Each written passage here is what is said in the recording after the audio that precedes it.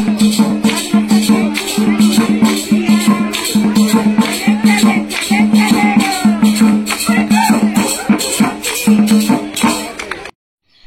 Everyone. তো শিয়ালদা থেকে সরাসরি ট্রেন ধরে নেমে পড়লাম প্রান্তিক স্টেশন। তো আমরা যাচ্ছি আজকে শান্তিনিকেতন। তো প্রান্তিক হচ্ছে শান্তিনিকেতনের সব থেকে কাছাকাছি স্টেশন পড়ে। তো সেই জন্য আমরা শান্তিনিকেতনে না নেমে ঠিক তার পরের স্টেশন নেমেছি প্রান্তিকে। তো আজকে আমাদের গন্তব্য হলো সোনাঝুরি হাট। আর আমি অন্য একটি ভিডিওতে তোমাদের শান্তিনিকেতনের যা যা ট্যুরিস্ট স্পট আছে ভালো ভালো সেগুলো দেখিয়ে দেব। আজকে তোমাদেরকে শুধুমাত্র নিয়ে যাব শান্তিনিকেতন সোনাঝুরি হাটে। তো চলো। তো সোনাঝুরি হাট সম্পর্কে ইতিমধ্যে তোমরা সবাই হয়তো জেনে গেছো। তারপরেও সোনাঝুরি হলো প্রকৃতির কোলে একটি লোকশিল্পর মেলা। আর শান্তিনিকেতন হলো কবিগুরু রবীন্দ্রনাথ ঠাকুরের বাসভূমি। আর এই সোনাঝুরি হাট হলো বীরভূম জেলার শান্তিনিকেতনের খোয়াই নদীর তীরে অবস্থিত একটি অস্থায়ী হাট, যেটি সপ্তাহে বুধবার বৃহস্পতিবার ছাড়া মোটামুটি সব দিনই বসে। আর এই সোনাঝুরি হাটের দূরত্ব শান্তিনিকেতন স্টেশন থেকে প্রায় 1.5 কিলোমিটার।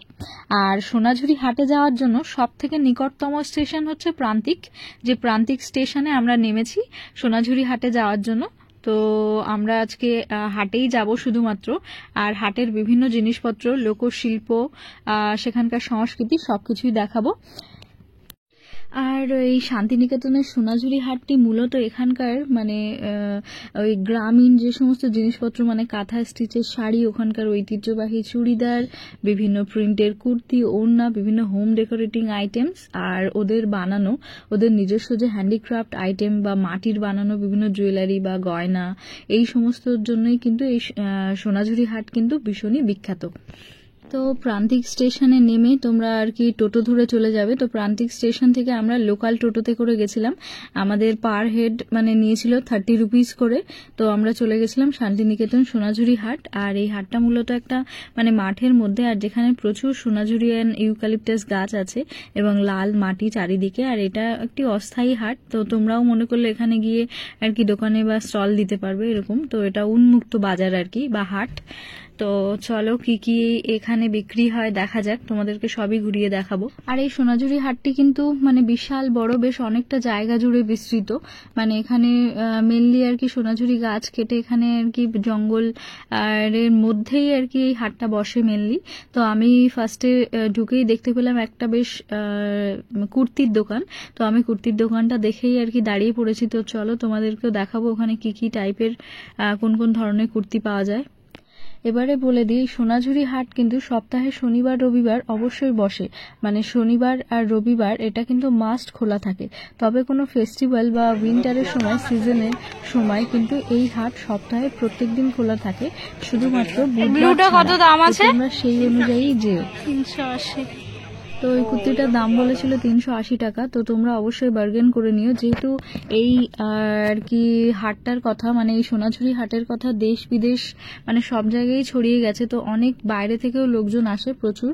তো সেই জন্য ওনারা মানে কোনো কিছু জিনিসের দামই ফার্স্টে বাড়িয়ে বলেন। তো তোমরা গেলে অবশ্যই বার্গেন করে নিও, এটা আমি আগে সবার ফার্স্টেই বলে দিচ্ছি।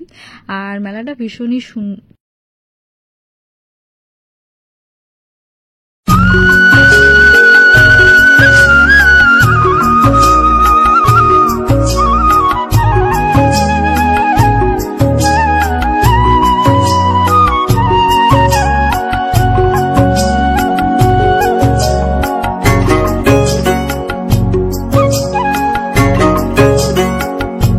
তো শান্তিনিকেতন সবাই মেনলি আসে এখানকার হস্তশিল্প, এখানকার বিখ্যাত হস্তশিল্পর জন্য। আর আমরা প্রথমেই আর কি মেলার মধ্যে ঢুকেই এরকম দেখতে পেয়েছিলাম পুরো জুয়েলারি খাজানা, এরকম ধরনের আর কি কাস্টমাইজ কিছু জুয়েলারি ছিল। আর এই জুয়েলারিগুলোর পেয়ার মানে ইয়ারিং ছিল, এর পেয়ারগুলো বলছিল 50 টাকা করে।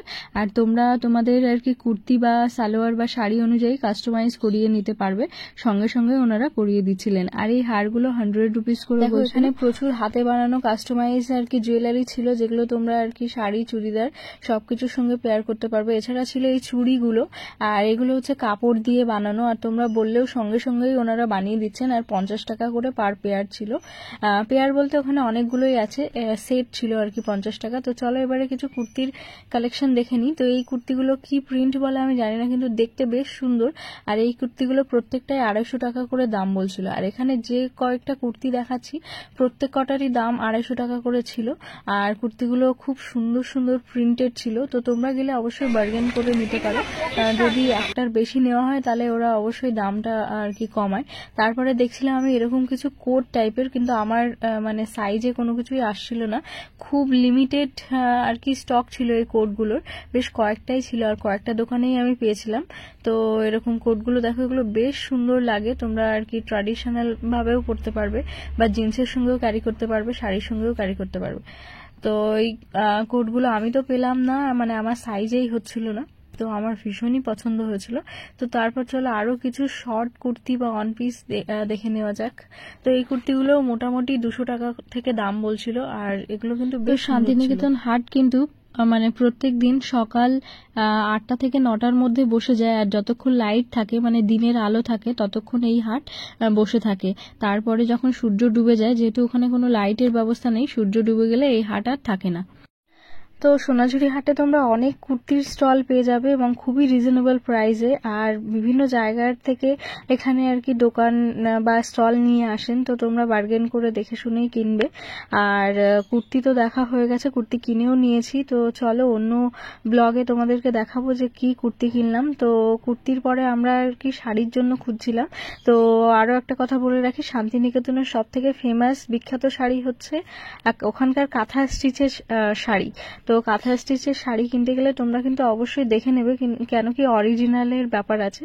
তো চলো কিছু কাঁথা স্টিচের আর কি শাড়ির কালেকশন তোমাদেরকে দেখিয়ে নিই। তো তার আগেই দেখো এখানে কিছু কিছু মানে ওই রাজা রাজা প্রিন্টের টাইপের কিছু কুর্তি ছিল। আর এই কুর্তিগুলো কিন্তু খুব সুন্দর দেখতে লাগে। আর এই প্রিন্টগুলো কি বলে আমি জানি না, তোমরা যদি জানো তাহলে অবশ্যই আমাকে জানিও। তো এরপরে ছিল কিছু শাড়ির কালেকশনস। তো শাড়িগুলো মেনলি তোমরা যে কোনো মানে নর্মাল ওকেশনের জন্য পরতে পারবে। হয়তো খুব ঝিকঝাক মানে বিয়ে বাড়ি বা এরকম টাইপের সেরকম আমি কিছু দেখলাম না, তবে তোমরা পেয়ার আপ করতে পারবে অন্য অন্য কিছুর সঙ্গে। তো দেখো এখানে কিছু ব্লাউজের কালেকশন ছিল, আর ওই ব্লাউজগুলো কিন্তু প্রচুর দাম বলছিল, আমি জানি। আর এখানে ছিল কিছু কটনের, একদম পিওর কটনের স্কার্ট কালেকশন। তো স্কার্টগুলো তোমরা দেখতেই পাচ্ছ, এরকম লম্বা লম্বা স্কার্ট বা প্লাজো টাইপের ছিল। আর স্কার্টও ছিল, স্কার্টগুলো বেশ ইউনিক ছিল। আর ওখানে পেয়ারও পাওয়া যাচ্ছিল, বিভিন্ন ধরনের স্কার্টের আর কি পেয়ার। তো তোমরা ওখানে গেলে অবশ্যই এই স্কার্টগুলোকেও ট্রাই করতে পারো। আর এরকম রবীন্দ্রনাথ প্রিন্ট বা বিভিন্ন লেখা শাড়িগুলো এখানে পাওয়া যাচ্ছিল, মানে শান্তিনিকেতনে। তো বিখ্যাত ওখানকার আর কি প্রিন্টেড যে শাড়িগুলো, রবীন্দ্রনাথ প্রিন্ট বা এরকম টাইপের। তো তারপরে আমরা কিছু দেখছিলাম, কিছু ঘর সাজানোর জিনিসও ওখানে ছিল।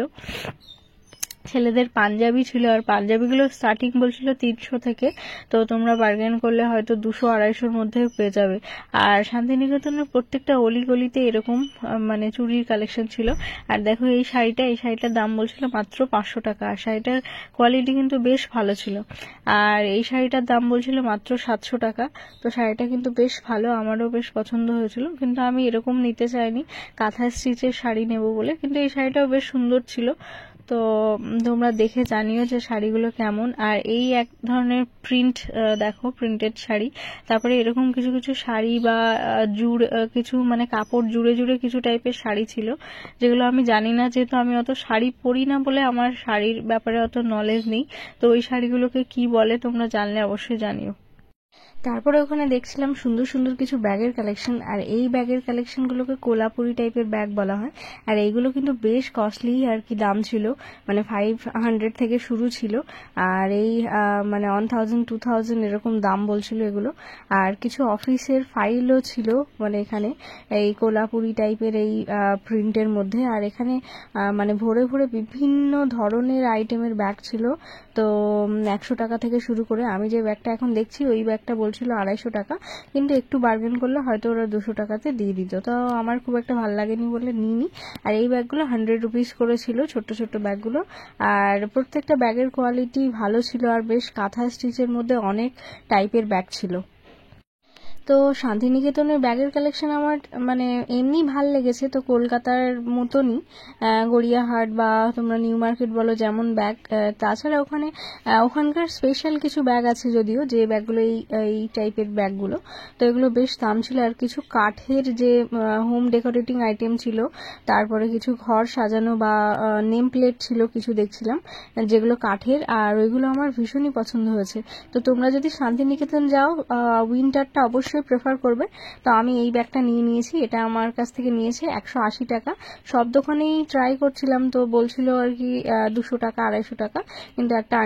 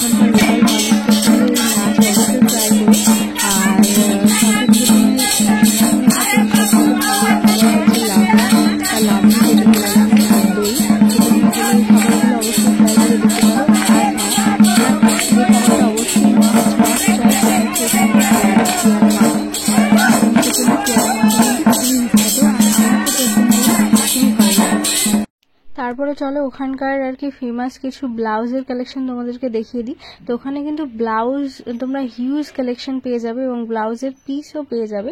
আর ব্লাউজগুলো বেশ সুন্দর সুন্দর, সব কিছুই কটনের ব্লাউজ আর কি ছিল, যেগুলো আর কি 150 টাকা থেকে স্টার্টিং বলছিল। তো ব্লাউজের কালেকশনগুলো কিন্তু খুবই সুন্দর। আর আরও একটা ইনফরমেশন জানানো, তোমরা কিন্তু একেবারে যে শান্তিনিকেতনে এর মানে সোনাঝুরি হাটের মেন যে বাজারটা, সেই বাজার থেকে যদি না কিনে আশেপাশের বাজার থেকে কেনো, একই জিনিস কিন্তু আমার মনে হয়েছে ওনাদের কাছ থেকে একটু কম দামে পাবে।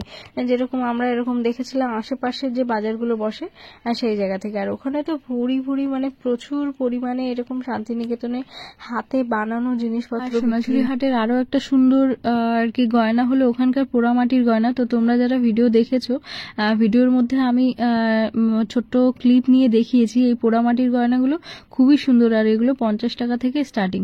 তো যারা আমার ভিডিওটা দেখছো, ভিডিওটা কেমন লাগলো অবশ্যই জানিও। আর সোনাঝুরি হাট সম্পর্কে যদি তোমাদের কোনো তথ্য জানার থাকে তাহলে অবশ্যই কমেন্ট করো।